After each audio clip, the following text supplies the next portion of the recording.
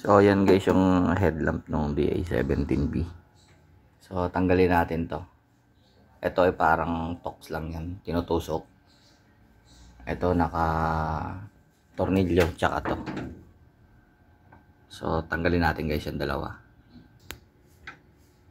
Ang size niya ay size 10. Size 10. Dalawa yan. Ito tsaka ito. Tapos ito, tox na lang to. Itong isa. So, baklasin ko guys. Meron pa pala guys dito. Isa, tornilyo sa gilid.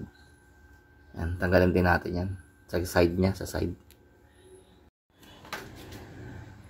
Yan guys, tanggal na yung tornilyo. Tanggal na. Tanggal na rin yung dito. So, hihilain nyo na lang to guys. Itong headlamp. Hilain nyo na lang yan. Yan, tanggal na siya. So, pagkahila nyo guys, ayan yung mga saksakan ng ilaw. Pwede nyo nang hugutin yan.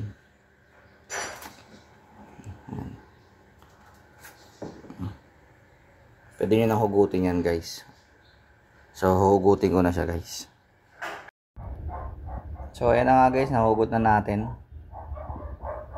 Bale, tatlo siya. 1, 1, 2, 3, 4, apat siya guys. Hindi naman kayo magkakapalit-palit kasi iba-iba yung socket nya. So sundan nyo lang yung code nyan.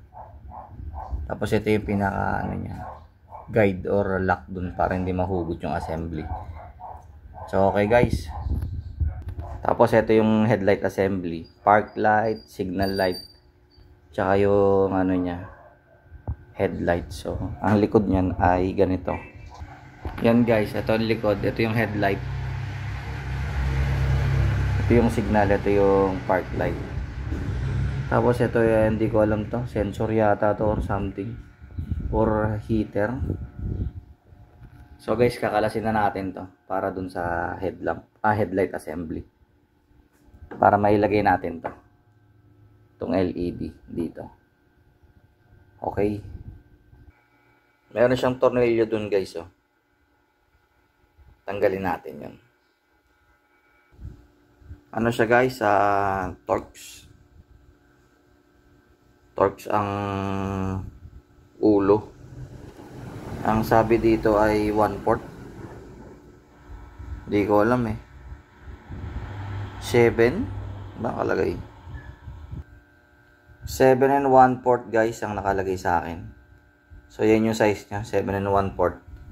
Pagka naluwagan nyo na yun guys, yun tornilyo, aangat na to guys. So, pwede nyo nang iangat. Naangat ko na siya. So, careful kayo guys kasi naglulus dito. Nawawala sa alignment. So, ingatan nyo to guys ha. Teka, ayusin natin na. Pero pag ano na yan guys, yung tanggal na yung tornilyo, aangat na siyang kusa. Tapos matatanggal nyo na yung ilaw. Ayan. Ayan na, tanggal na siya. So, i-align nyo lang yun guys dyan pala. Ipantay nyo lang, lagi nyo ipantay. Na-align siya. Sungkitin nyo lang yan guys para pantay yung distribution ng kaliwat kanan na clip. Tapos ito naman, may orientation siya guys ito. Yung triangle. Tapos ito yung ibaba, babang side. Babang side ng headlamp. O, yan nga yung baba. Ito yung headlight, tapos sa baba yung kaliwa, yung park light, tsaka signal. Sa baba siya. So, bunutin natin yung headlamp. Yan. Nasa baba to guys, yung parang pangsalo. Kita nyo? Ayan o. Nasa baba guys nasa baba yung pansalo. So, hindi kayo malilito. Nasa yung taas mo yung nag-iisa. Tapos nasa baba yung dalawang paa. So yan yung tamang position niya. Para pagkabit nyo, nasa baba yung ngayon yung pansalo ng ilaw, yung parang barko. Ayun oh. So ganoon din yung pagkinabit natin yung yung LED. Ito. LED. Ayan guys oh, nasa baba dapat yan. So dapat nakaganto yan, nakaganyan. Nasa baba yung pansalo. Ayan o. Yan. Yan, nasa baba dapat. So, kabit ko na to guys. Balikan ko kayo. So guys, kalasin nyo muna to guys, tong itim. Yung pinaka mounting nya, frame nya. Iniikot lang yan, iniikot. Teka, ikutin natin. So, iniikot lang yan, iniikot. Hanggang yun, tumunog yung ano nya, alignment nya. May ano kasi yan guys, ayan na may guide. So, tusok, tapos ikot. Parang bayonet type tawag. Ngayon, susundan nyo lang din yung orientation yan dun sa headlight. Yun, ayun, dito. Sundan nyo lang din. Tapos, pagka naitusok nyong lapat na siya, perfect na lapat, i-solid nyo to. Tapos, higpitan natin yung tornilyo. Solid nyo muna to. Tapos, higpitan natin. Take note guys, yung distribution ng distribution ng paa, kaliwat kanan. So, kakabit ko muna siya at hihigpitan ko yung screw. Yan guys, nahigpitan ko na. Yung ano niya, okay naman yan ganyan. Kasi nakahook yan doon, nakahook. So, hindi siya matatanggal. Tapos, maganda na yung lapat niya. Ngayon, kakabit ko na yung LED assembly. So, okay na yan. Napalitan na yung bracket. Kabit ko na yung LED. Bago nyo pala kabit yung LED, kabit nyo muna tong rubber niya. May alignment yan guys dyan, rubber niya. So, kabit na natin. Kailangan lapat siya. Kabit na, yan. May ano siya guys, oh. Mapipil nyo naman guys kung lalapat siya. Teka, kabit lang natin guys, ha.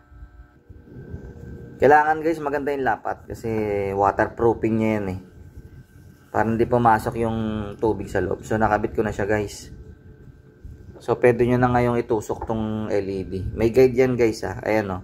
Yung bukol sa LED, tsaka yung dito. Yung butas, yung gatla. So, sundan nyo lang yan. Tapos, take note. Yung orientation ng LED, dapat nasa babayang barko. Yung parang barko. So, itusok ko na guys at i-align ko yung orientation niya. So, ayun na guys. Nakabit ko na siya. Ayun yung ano niya, nasa baba guys. Oh, yung parang harang niya. Yung malapad ay no, sa baba. So okay na yan guys, for testing na. Sabit na natin. So yan guys, yung ano niya, ilaw niya guys, yung LED niya. Compare natin dun sa kabila. Ito guys yung urig guys. Manilaw-nilaw yung halogen bulb. Yan. Ito yung original. Manilaw-nilaw siya. Tapos ito yung LED guys. Ang liwanag. Super liwanag. Ang laki ng diferensya guys. Ito yung LED. Ito yung halogen lamp. So, ang laki ng diferensya. Tsaka malakas mag-init guys yung LED. Mainit oh. Ito yung LED guys oh. Halos walang init. Cool na cool. Tapos yung blower niya. Yan guys, naikot yung blower. Naikot. So okay siya guys, ang liwanag. So guys, ito yung high beam tsaka low beam guys. Papa-flasher ko. Babad mo, babad. Bitaw. O yan yung original. Ito yung LED. Ito. Ito yung LED. O, flasher mo, flasher. Flasher marami. O, babad. Babad. Babad mo. Bitaw. Isa pa. Okay. So yan guys, ang liwanag. So kakabit yun sa kabilang. Ito naman ang gagawin natin. So guys, yung isang ilaw guys ay same procedure lang din guys kung paano yung ginawa sa kabila. So ganun din yung mga orientation niyan. Okay guys, so kabit ko muna to guys.